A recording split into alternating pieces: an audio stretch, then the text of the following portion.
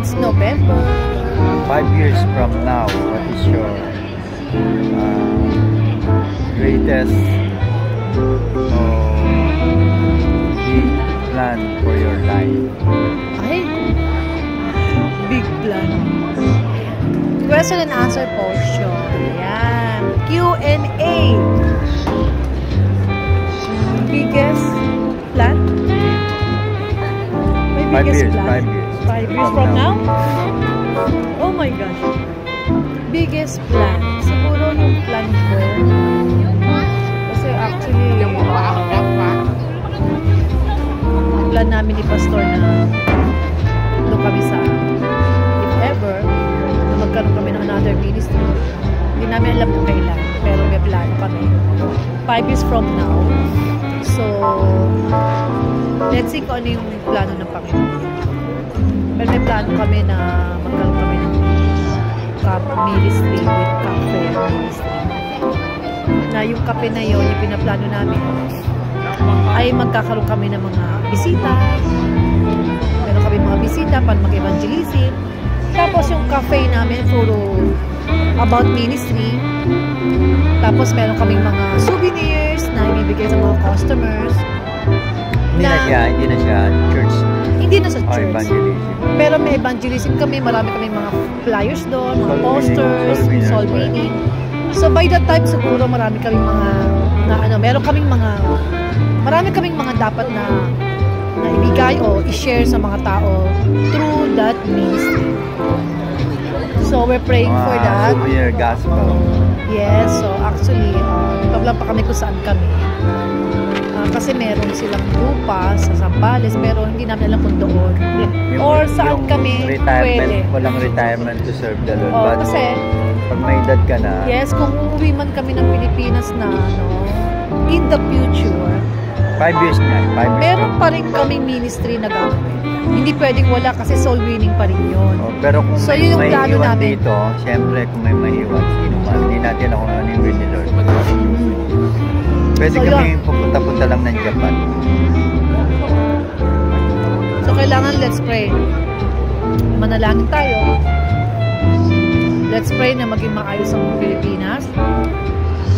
Kasi everywhere naman you can do the ministry. And we know that the Lord is always give us strength. Kaya nga sabi niya sa Philippians, I can do all things through Christ who strengthens me. Tapos yung verse na nabasa ko, ang ganda, yung aking birthday verse, na you are wonderfully made, you are beautiful, and you are special in the eyes of God, and you are created by His purpose and by His great plan na meron siya sa akin. Kasi napakahirap ng mabuhay. Just live without a purpose.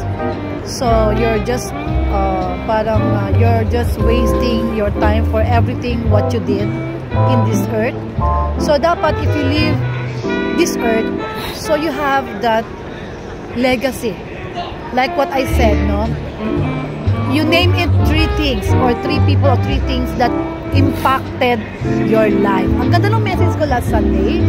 It's about Thanksgiving, honoring God's faithfulness, and embracing God's goodness. So everything that happened to my life, it's all planned, and it's like architectural building that the Lord build it for me.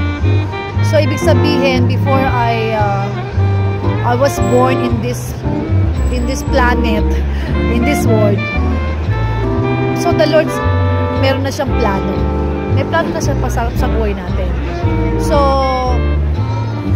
yun lang, no? The thing is, kailangan in the womb of your mother, God's so plan. Dapat merong kang merong mangyari sa buhay mo. At kailangan makilala mo ang Panginoon, magkaroon ka ng relationship. Yung true relationship that will change your life, that will transform truly your life.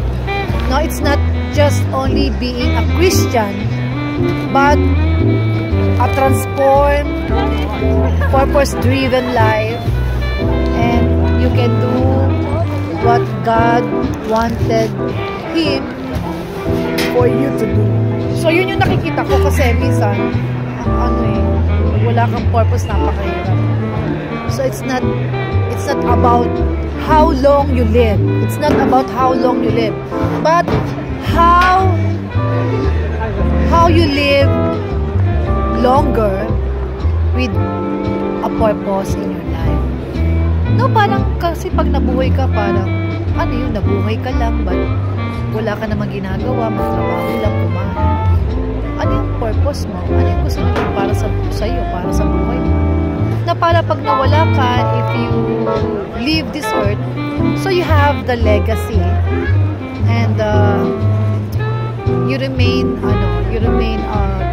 remembered by all those people that you minister, those people you shared a lot of things, a lot of beautiful memories that they will remember you. Sabi ni Pastor, ano ba yung plan? So yun yung plan ko sa Panginoon, na gusto ko 5 years from now ma-fulfill namin yun, na magkaroon kami ng great ministry kahit saan sa Pilipinas o saan, na magagawa pa rin namin kahit wala na kami sa God's plan is greater than your plan. Okay, next question. Ano pa yung next question?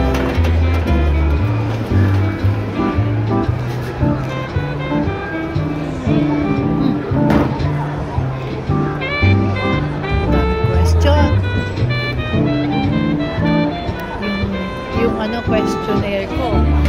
Nag-iisip pa. So, what is the next question? Oh, this is your birthday, you know? Yes, it's my birthday. 54 ba? 55. 55. 5 years from now, di ba? You are? 60. 60. So, 5 years from now, I will be 60 years old. It's only a number. It's only a number, but we're not getting older. We feel you're getting younger because you do beautiful things and you are beautiful inside and out. Because God is beautiful for you and God is making you beautiful. So what is your next question? 5 years from now, you are 60. 60, and what is your parang ano yung gustong gain mo sa buhay mo at the age of 60? Yung mag-gain ko, siguro pinag-pray ko sa Lord na of course dapat may good health ako, Lord, by that time 60 years old, gusto ko malakas pa ako para I can do many things, no? Na pwede kong gawin para sa Panginoon. I can do beautiful things. I can do very yung significant na maiiwan ko pag ginawa ko yung isang bagay. Kasi marami ako dito mga naging kaibigan, which is marami akong naging kaibigan dito, which is maganda yung naging impact. So, hindi nakapanghinayang dahil ang Panginoon ay nagbibigay siya ng perfect timing para sa akin. So, yung mga taong na-sharean ko, nakausap ko, yun ay tinitreasure ko. So, yung mga bagay na pwede kong magawa pa as long as I live, as long as I am healthy, so I can do everything to glorify the Lord in my life, and of course to share the gospel. No, there's no important things in this world that you can give to people but to share the gospel to them. Yun lang ang napaka-importante kasi wala na eh. Kasi if you die anytime and you did nothing for the Lord, So, the Lord will, sasabihin ni Lord, oh anak, anong ginawa mo when you are still in, nasa earth? So, I will account you, I will grade you of what you did when I give you your gift, your life. So, what did you do? So, God will ask you. So, on that time, I want God to be happy for me and Pastor Gab. So, I hope na pag nandun na kami, so the Lord will be happy and will be, you know, parang may reward that I will receive from Him. Yun naman the reward from Him. I will not expect that reward from the people here. So, I'm gonna expect that reward, treasure, from the Lord. Yun lang. Yun ang gusto ko. So, may commercial muna. Okay, so thank you so nila much. Kung araw o umaga, tanghali o gabi. Saan? Dito ngayon. Ngayon, umaga ba, tanghali o gabi? Ayan. Oo, ganda, so we ganda are ng now. Araw, Yes. So, ang ganda. Tanghali so, ba? thank you, my husband. You know what? Yeah, mag-message kayo pag nakita nyo kung umaga, tanghali, gabi. Yeah, may premyo kayo. Napakaganda ng aming araw today. Kahit medyo simple lang yung birthday ko. Nothing special. Importante magkasama. But for me, special is because I'm still alive. Sama kami dalawa. The end of the day, the end of life. So, the end of the day. The end of magkaedad. Palagi talagang mag-asawang magkasama. And I want to add, my husband, I want to add because I'm so very blessed. My birthday gift is, I met a Japanese lady. Oh, so a blessing. I met her in number. The Lord send you. So the Lord connect me to people with the Japanese, kahit sino man yan, just to share the goodness of God, my life, to share with her.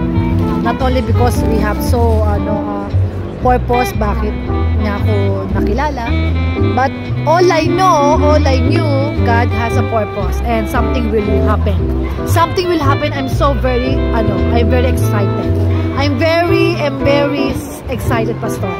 And God will do something about me and the Japanese. Yun lang, birthday gift ko yun. Panahon, That's my birthday gift, from the Lord. Ba, tanghali, gabi. Na He gave me one Japanese, of course, to minister and to show love and care.